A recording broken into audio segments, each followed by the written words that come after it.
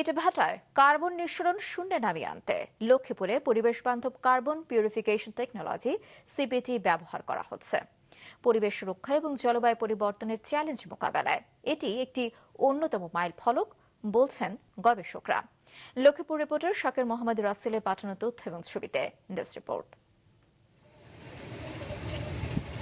অধিকাংশ ইটভাটার কালো ধোঁয়া বা বিভিন্ন ক্ষতিকর গ্যাস নির্গত হয় একটি চিমনির মাধ্যমে।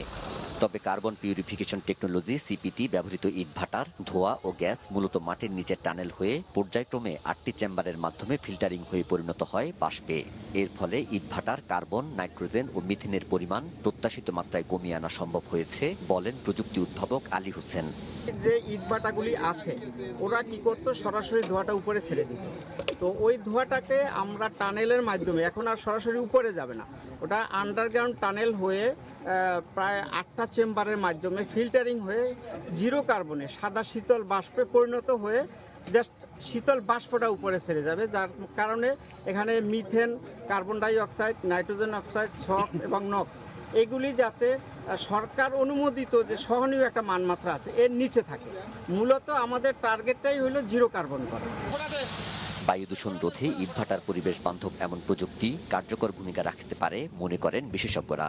কার্বন পিউরিফিকেশন টেকনোলজি ব্যবহার করে আমরা কার্বন, নাইট্রোজেন এবং মিথেনের পরিমাণ একদম প্রত্যাশিত মাত্রায় কমিয়ে নিয়ে আসতে পারছি।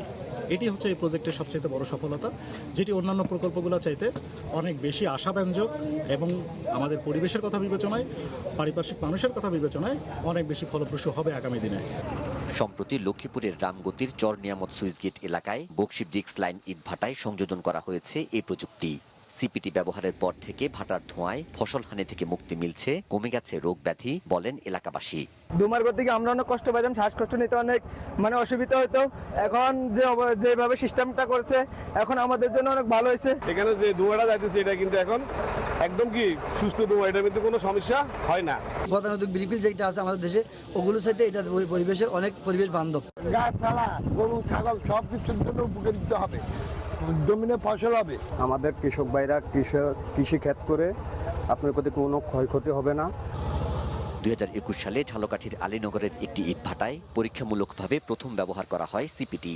সুফল মেলায় এর ব্যবহার সম্প্রসারণের অনুমতি দেয় বন ও পরিবেশ মন্ত্রণালয়। বর্তমানে দেশের 20টির মতো ইটভাটায় ব্যবহার হচ্ছে সিপিটি। নাজমুল সাদিকি, মাছরাঙ্গা নিউজ ডেস্ক।